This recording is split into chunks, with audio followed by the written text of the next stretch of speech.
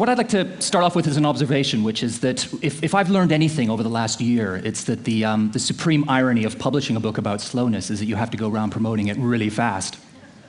I seem to spend most of my time these days, zipping from city to city, studio to studio, interview to interview, serving up the book in really tiny bite-sized chunks, because everyone these days wants to know how to slow down, but they want to know how to slow down really quickly. So I did a spot on CNN the other day where I actually spent more time in makeup than I did talking on air. And I think that's not really surprising, though, is it? Because that's kind of the world that we live in now, a world stuck in fast forward, a world obsessed with speed, with doing everything faster, with cramming more and more into less and less time. Every moment of the day feels like a race against the clock, to borrow a phrase from Carrie Fisher, which is in my bio there. I'll just toss it out again. These days, even instant gratification takes too long. And if you think about how we try to make things better, what do? Well, we speed them up, don't we? So, we used to dial, now we speed dial. We used to read, now we speed read. We used to walk, now we speed walk. And of course, we used to date, and now we speed date. And even things that are by their very nature slow, we try and speed them up too. So I was in New York recently, and I walked past a gym that had an advertisement in the window for a new course, a new evening course, and it was for, you guessed it, speed yoga. So this is the perfect solution for time-starved professionals who want to, salute the sun, but only want to give over about 20 minutes to it. I mean, these are sort of the extreme examples, and they're amusing and good to laugh at, but there's a very serious point.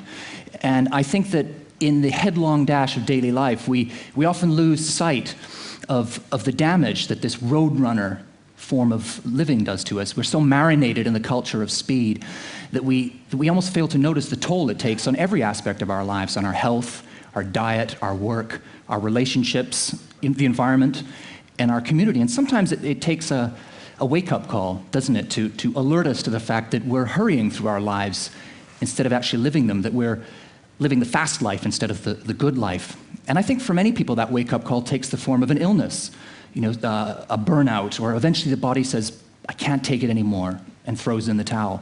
Or maybe a relationship goes up in smoke because we haven't had the time or the patience or the tranquility to be with the other person, to listen to them. Now, my wake-up call came when I started reading bedtime stories to my son. And I found that at the end of the day, I would go into his room, and I just couldn't slow down. I'd be speed reading The Cat in the Hat. I'd be skipping lines here, paragraphs there, sometimes a whole page. And of course, my little boy knew the book inside out. So we would quarrel. And what should have been the most relaxing, the most intimate, the most tender moment of the day when a dad sits down to read to his son became instead this kind of gladiatorial battle of wills, a clash between his speed and my speed and his slowness. And this went on for some time until I caught myself scanning a newspaper article with time-saving tips for fast people, and one of them made reference to a series of books called The 1 Minute Bedtime Story. And I wince saying those words now, but my first reaction at the time was very different. My first reflex was to say, hallelujah, what a great idea. This is exactly what I'm looking for, to speed up bedtime even more. But thankfully, a light bulb went on over my head, and my next reaction was very different. And I took a step back and I thought, whoa, has it really come to this? Am I really in such a hurry that I'm prepared to fob off my son with a soundbite at the end of the day? And I put away the newspaper, and I was getting on a plane, and I sat there, and I did something I hadn't done for a long time, which is I did nothing. I just thought. I thought long and hard. And by the time I got off that plane, I decided I wanted to do something about it. I wanted to investigate this whole roadrunner culture and what it was doing to me and to everyone else. And I had two questions in my head. The first was, how did we get so fast? And the second is it possible or even desirable to slow down?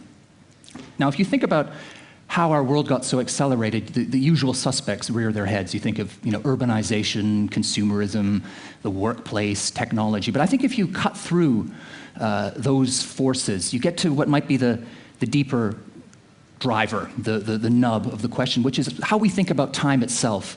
Now, in other cultures, time is cyclical. It's seen as moving in great, unhurried circles. It's always renewing and refreshing itself, whereas in the West, time is linear. It's a finite resource. It's always draining away. You either use it or lose it. Time is money, as Benjamin Franklin said. And I think what that does to us psychologically is it creates an equation. Time is scarce, so what do? Well, we speed up, don't we? We try and do more and more with less and less time. We turn every moment of every day into a race to the finish line, a finish line, incidentally, that we never reach, but a finish line nonetheless. And I guess that the question is it possible to break free from that mindset? And thankfully the answer is yes, because what I discovered when I began looking around, that there is a global backlash against this culture that tells us that faster is always better and that busier is best. Right across the world, people are doing the unthinkable. They're slowing down and finding that although conventional wisdom tells you that if you slow down, you're roadkill, the opposite turns out to be true, that by slowing down at the right moments, people find that they do everything better. They eat better, they make love better, they exercise better, they work better, they live better. And in this kind of cauldron of moments and places and acts of deceleration lie what a lot of people now refer to as the international slow movement.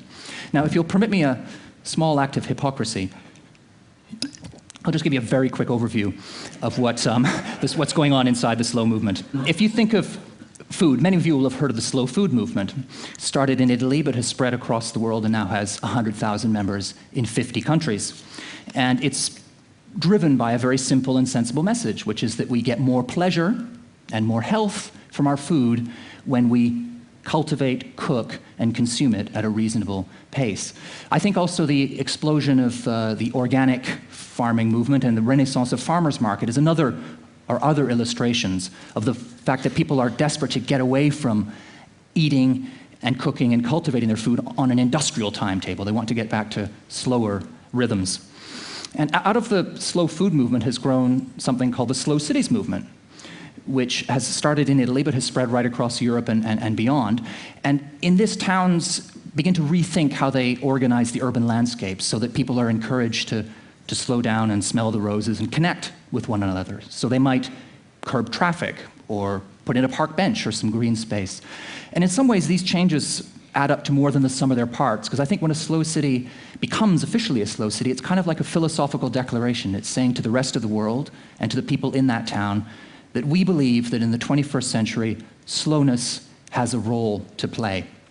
In medicine, I think a lot of people are deeply disillusioned with the kind of quick fix mentality you find in conventional medicine, and millions of them around the world are turning to complementary and alternative forms of medicine, which tend to tap into sort of slower, gentler, more holistic forms of healing. Now, obviously, the jury is out on many of these complementary therapies, and I personally doubt that the coffee enema will ever, gain mainstream approval. But other treatments, such as acupuncture and massage, and even just relaxation, clearly have some kind of benefit, and blue-chip medical colleges everywhere are starting to study these things to find out how they work and what we might learn from them. Sex. There's an awful lot of fast sex around, isn't there? I was coming to Oxford. Well, no pun intended there. I was making my way, let's say, slowly to Oxford. And I went through a newsagent, and I saw a magazine, a men's magazine, and it said on the front, "How to bring your partner to orgasm in 30 seconds."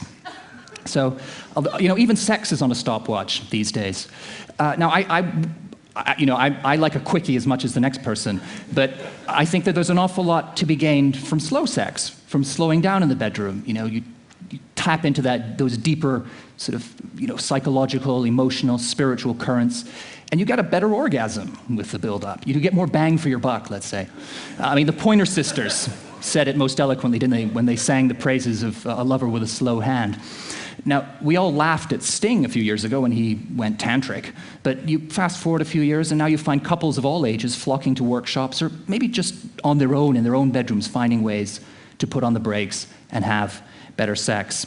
And of course, in Italy, where, Italians always seem to know where to find their pleasure, they've launched an official slow sex movement. The workplace. Right across much of the world, North America being a notable exception, working hours have been coming down. And Europe is an example of that. And people finding that their quality of life improves as they're working less, and also that their hourly productivity goes up. Now, clearly there are problems with the 35-hour work week in France, too much, too soon, too rigid. But other countries in Europe, notably the Nordic countries, are showing that it's possible to have a kick-ass economy without being a workaholic. And Norway, Sweden, Denmark, and Finland now rank among the top 6 most competitive nations on Earth, and they work the kind of hours that would make the average American weep with envy.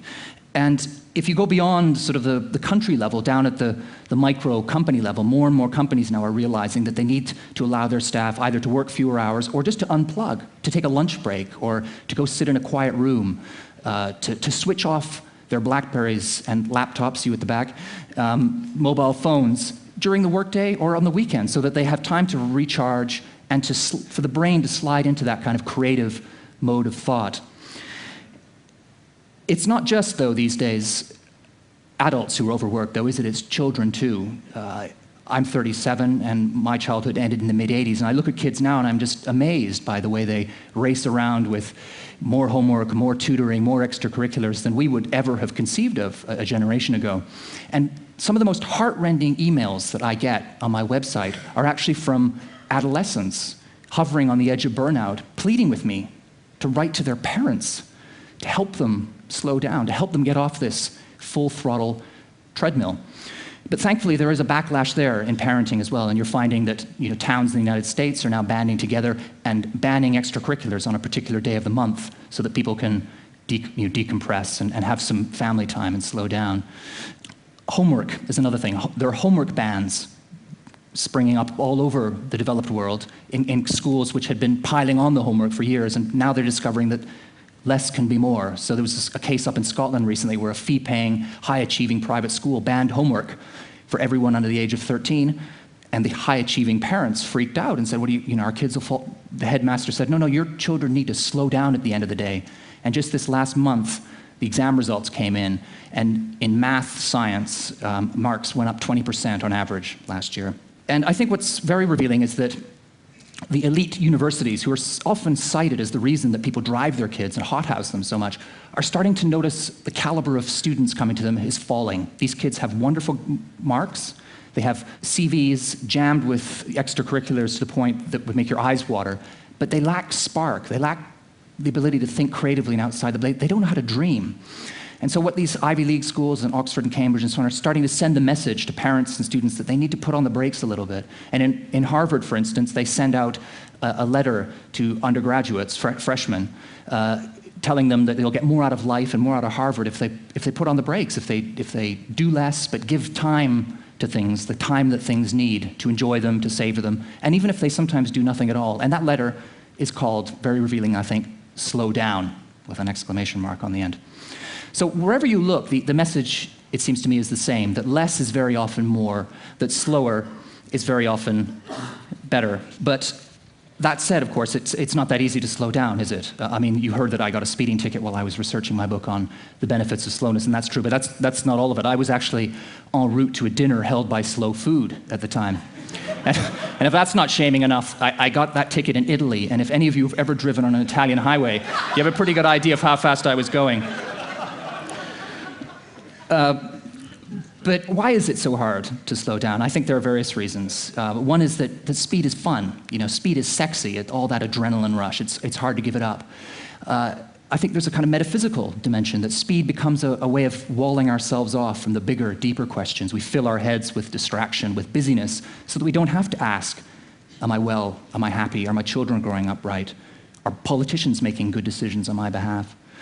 Another reason, though, I think perhaps even the most powerful reason why we find it hard to slow down, is the cultural taboo that we've erected against slowing down. The slow is a dirty word in our culture. It's a byword for lazy, slacker, for being somebody who gives up. He's a bit slow. It's actually synonymous with being stupid.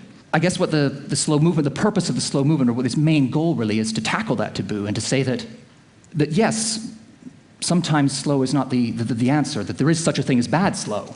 I got stuck on the M25, which is the ring road around London recently, and spent 3.5 hours there, and I can tell you that's really bad slow. But the new idea, the sort of revolutionary idea of the slow movement, is that there is such a thing as good slow, too. And good slow is, taking the time to eat a meal with your family with the TV switched off, or taking the time to look at a problem from all angles in the office to make the best decision at work. Or even simply just taking the time to slow down and savor your life. Now, one of the things that I've found most uplifting about all of this stuff that's happened around the book since it came out is the reaction to it. And I knew that when my book on slowness came out, it would be welcomed by the New Age brigade. But it's also been taken up with great gusto by the corporate world, sort of business press, but also big companies and leadership organizations, because people at the top of the chain, people like you, I think, are starting to realize that there's too much speed in the system. There's too much busyness, and it's time to find or get back to that lost art of shifting gears. Another encouraging sign, I think, is that it's not just in the developed world that this idea is being taken up. In the developing world, in countries that are on the verge of making that leap into first world status, China, Brazil, Thailand, Poland, and so on, these countries have embraced the idea of the slow movement, many people in them, and there's a debate going on in their media, on the streets, because I think they're looking at the West and they're saying, well, we like that aspect of what you've got, but we're not so sure about that. So all of that said, is it possible? That's really the main question before us today. Is it possible to slow down? And I'm happy to be able to say to you that the answer is a resounding yes. And I present myself as Exhibit A, a kind of reformed and rehabilitated speedaholic. I still love speed. I live in London and I work as a journalist, and I enjoy the buzz and the busyness and the adrenaline rush that comes from both of those things. I play squash and ice hockey, two very fast sports, and I wouldn't give them up for the world. But I've also, over the last year or so, got in touch with my inner tortoise. And what that means is that I no longer overload myself gratuitously. My default mode is no longer to be a rushaholic. I no longer hear time's winged chariot drawing near, or at least not as much as I did before. I can actually hear it now because I see my time is ticking off. And the upshot of all of that is that I actually feel a lot happier, healthier, more productive than I ever have.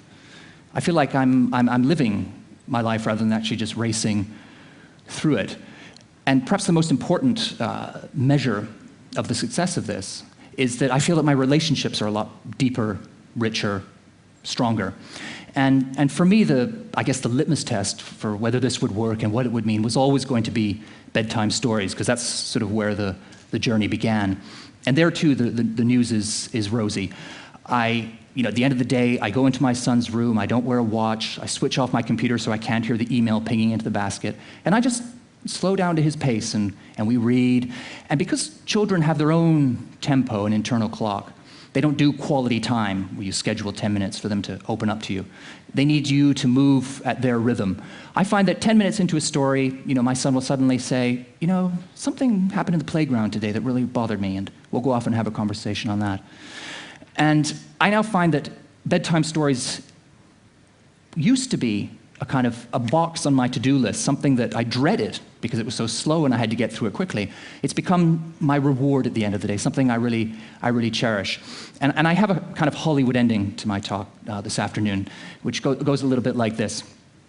A few months ago, I was getting ready to go on another book tour, and I had my bags packed. I was downstairs by the front door, and I was waiting for a taxi. My son came down the stairs, and he'd made a card for me. He was carrying it. He'd gone and stapled two cards very like these together and put a sticker of his favorite character, Tintin, on the front. And he said to me, or he handed it to me, and I read it, and it said, "To Daddy, love, Benjamin."